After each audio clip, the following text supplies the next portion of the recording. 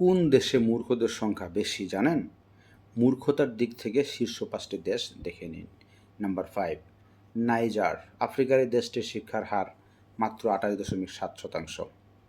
মানে ১০০ জনের ভিতরে ৩২ জনই মূর্খ। Number ৪, Burkina follow. পশ্চিম আফ্রিকার এই দেশটির সাক্ষরতার হার মাত্র ২৮%। অর্থনৈতিক সংকট এবং স্কুল সংকটের কারণে দেশটির এই হাল।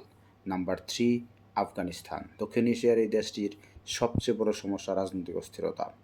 আফগানিস্তানের শিক্ষার হার মাত্র ২৭%। দেশটিতে নারী শিক্ষার হার আরও খারাপ।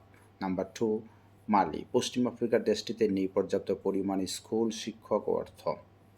মালিতে শিক্ষার হার প্রায় ২৫%। নাম্বার ১, দক্ষিণ সুদান।